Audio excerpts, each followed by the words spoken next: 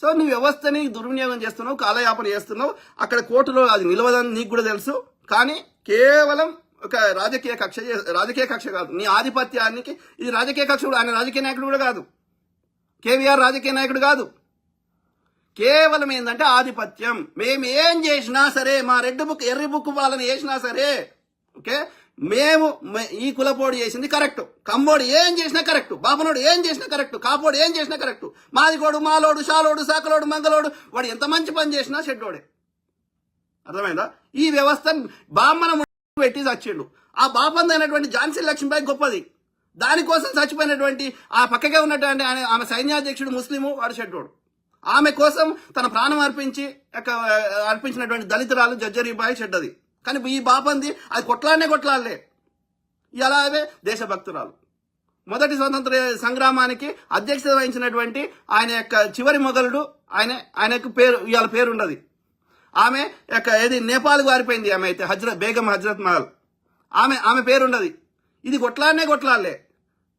ఈ ఝాన్సీ లక్ష్మీబాయి గొప్పది. ఎందుకని? ఇది బాపంది కాబట్టి. సో మీరు అబ్జర్వ్ చేయండి, బాపనోడు తుమ్మినా గ్రేటు, బాపనోడు ఉచ్చబోసినా గ్రేటు. మిగతా కులాలలో వాడి ప్రాణం అర్పించినా వాడికి వాల్యూ లేదు. కేవలం ఆధిపత్య ధోరణి. సో ఆంధ్రప్రదేశ్లో 3-4 కులాలు ఉన్నాయి, అట్లనే మిగతా చోట్ల కూడా అట్లే వచ్చినాయి. ఇలా కేసీఆర్ అనే ముఖ్యమంత్రి ఆ గోదావరి జిల్లాలో టైపిస్ట్ అయినటువంటి బాపను తీసుకుపోయి సీఎం కుర్చీలో కూర్చుని పెడతాడు. వానికి సాష్టాంగ నమస్కారం చేస్తాడు. అదే చిన్నజేరు కానీ ఒక్కని కాలు మొక్కను మీరు చూసారా? చిన్న పోరాడైన బాపనోడు కూడా వేరే వాని కాలు మొక్కడు. సో ఇట్స్ సిస్టమేటిక్ ఆధిపత్యము, మనువాదము, డిస్క్రిమినేషన్. ఈ అర్థమైతే లేదు. అరే ఈ చంద్రబాబు నాయుడు ఒక్క బాపనోని చిన్న పోరగాంతో నీ కాలు మొక్కించుకోరా చూద్దాం, నువ్వు ముఖ్యమంత్రి కదా. అయినా సిగ్గుజన కమ్మోడు కాపోడు కూడా వీడు పెట్టిన బ్రాహ్మణ వ్యవస్థలో 4 వ్యవస్థలు, వర్ణ వ్యవస్థలు. అర్థమైందా? అందులో ఏది బ్రాహ్మణుడు, క్షత్రియుడు, తర్వాత వైశ్యుడు, మిగతా శూద్రుడు. మరి ఈ కమ్మోడు కాపోడు వెళ్ళొస్తాడు, బ్రాహ్మణుడిగా ఆడవాడు, ఓకే, క్షత్రియుడిగా ఆడవాడు, రాజులు క్షత్రియులు, ఓకే. తర్వాత వాడు వైశ్యులు అంటే ఎవరు? కోమటోళ్ళు అంటారు, లేదంటే వైశ్యులు బనియాలు, ఓకే, వ్యాపారం చేసేటోళ్ళు లేకపోతే వ్యవసాయం చేసేటోళ్ళు. సో మిగతాలో ఎవరు? శూద్రులు అంటే ఏంది? మన భాషలా కాయ కష్టం చేసేటోళ్ళు, కాళ్ళు చేతులతో పని చేసేటోళ్ళు, లేబర్ పని చేసేటోళ్ళు, బ్రెయిన్ తక్కువ. అర్థమైందా? సో అలా కమ్మోడు, కాపోడు, రెడ్డోడు, వెల్మోడు వీళ్ళంతా వ్యవసాయ కూలీలు. అర్థమైందా? వీళ్ళు ఎప్పుడు వ్యవసాయ భూస్వాములు అయినరు?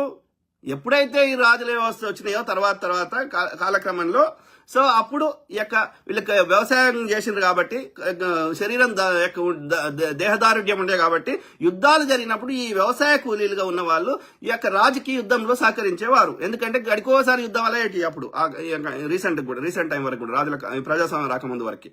సో అయినప్పుడు ఆయనకు స్టాండింగ్ ఆర్మీని పోషించేంత శక్తి రాజులకు ఉండేది కాదు. కాబట్టి వీళ్ళు ఏం చేసేటోళ్ళు? యుద్ధ సమయంలో ఈ యుద్ధానికి రాజుకు సహకరించేవారు. అందుకని రాజు ఏం చేసేటోడు? వీళ్ళందరికీ ఇంత పరగణాల భూమి, ఇంత వైశాల్యంలో ఉన్న భూమికి మీరు ట్యాక్స్ వసూలు చేసుకొని మీ పాటు మీరు తీసుకొని మిగతా నాకు ఇవ్వమని, అంటే ఒక రకంగా వాళ్ళ కంట్రోల్ ఇచ్చిండు ఆ భూమి మీద. వీళ్ళు ఏం చేసిన తర్వాత కాలక్రమంలో ముండకొడుకులు ఆ భూమిని వాళ్ళ పేరు మీద రాయించుకున్నారు. ఎప్పుడైతే ఈ భూములు వాళ్ళ పేరు మీద రాయించుకున్నారో ఇప్పుడు భూస్వామి అయిపోయాడు. ఆ భూములు ప్రజలందరికీ వంచరా అంటే సో ఇప్పుడు నేను అగ్రకులం అని చెప్పుకుంటారు. వీళ్ళకి అర్థమైతే లేదు. వీడు బాపనోని కాలు మొక్కుతాడు కానీ బాపనోడు ఈ రెడ్డోని కాలు మొక్కడు, ఈ వెల్మోని కాలు మొక్కడు, ఈ కాపోని కాలు మొక్కడు, కమ్మోని కాలు మొక్కడు. కూడా అర్థమైతే లేదు. సిగ్గు శరం లేదు. వీడు మళ్ళీ పోయి ఆ బాపనోని సంఖ్యను ఆకుతున్నాడు. Very unfortunate. ఓకే, సో అట్లా ఏర్పాటు చేసిండు ఆ వ్యవస్థని వాడు. కానీ వీడు రియలైజ్ అయితే లేదు. వీడు అట్లా క్వశ్చన్ చేస్తేనే అది పాపం అంటుండే వాడు. అంత నీ మైండ్ని కంట్రోల్ చేసి పెట్టిండు.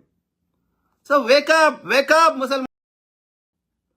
వాడు హైదరాబాద్ అంట హైటెక్ సిటీ కడతాడంట, ఆంధ్రప్రదేశ్లో కట్టరాడంట. హైదరాబాద్ నువ్వేంద్ర కట్టేది? హైదరాబాద్లో చార్మినార్ ఉంది, ఒక సాలార్ జంగ్ మ్యూజియం ఉంది, ఒక గోల్కొండ టూమ్స్ ఉన్నాయి, ఒక హుస్సేన్ సాగర్ ఉంది, ఇంత పెద్ద సిటీ నిర్మాణం అయింది కదా, గోల్కొండ కోట ఉంది, ఎన్నో చారిత్రక ప్రదేశాలు ఉన్నాయి. అట్లాంటి గొప్పదైనటువంటి దాంట్లో ఇంకా నువ్వు కట్టేది ఏంద్రా స్పెషల్గా? అది ఎట్లయినా అవుతుంది కదా. నీ కర్నూలులో కట్టుకో సాధగాకనే హైదరాబాద్కి రాజధాని మార్చుకున్నావు. ఎందుకంటే అన్ని వండించిన ఇస్తర్ లెక్క అన్ని ఉన్నాయని. ఇప్పటికి కూడా నీకు ఆంధ్రప్రదేశ్లో ఒకటి కట్టుకోవస్తలేదు. వాడు కేంద్రంలో నీ సపోర్ట్ చేసేస్తే కేంద్రంలో ప్రభుత్వం పడిపోతుందని తెలిసి వాని దగ్గరికి వెళ్ళి 1,00,000 కోట్లు తీసుకొచ్చి కట్టుకోవచ్చు కదరా. ముందుక వాడు 200 లక్షల కోట్లు అప్పు చేసిండు. 1 లక్ష కోట్ల భారతదేశిస్తే ఒక నగరం నిర్మించలేవురా? నీకు నిర్మించే ఉద్దేశం లేదు.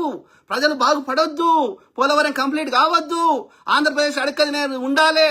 ఉంటేనే 99% మందిని కులం పేరు మీద, మతం పేరు మీద, సనాతన చెత్త పేరు మీద, లడ్డూ పేరు మీద రంగరాజకీయం చేసి ఒక్క ప్రజా సమస్య మీద ఏనాడని మాట్లాడినరా? ఒక్క ప్రజా సమస్యను తీర్చినా? ఎవడు ఏ దేవుని మొక్కుంటే నీకేం నచ్చింది బే? మొక్కుకో, నీకు నచ్చిన దేవుని ఎవడాపుతుండ్రా కదా? పబ్లిక్ ఇష్యూస్ కదా మనం మాట్లాడాల్సింది. ప్రజలు కదా, ప్రజలు కట్టిన ట్యాక్సీలకి ఏం చేస్తున్నావో చెప్పాలి కదా. ఇది ఏమన్నాడు రావణ్? ఏమన్నాడు పోసాని కృష్ణమూర్తి? ఏమన్నాడు? అదా ప్రజా సమస్య? అందుకోసం ఆ రెడ్ బుక్ పాలన కోసం అది తెచ్చింది కాదు కదా. ఆంధ్రప్రదేశ్ ప్రజలు ఏం కోరుకుంటున్నారు? వాళ్ళు చదువుకున్న పిల్లలకి పని కల్పించాలి, మంచి ఇన్ఫ్రాస్ట్రక్చర్ కావాలి, ఇవి కదా కోరుకుంటుంది వాళ్ళు. సిగ్గు శరం లేదు. ఆలోచించండి మిత్రులారా దయచేసి.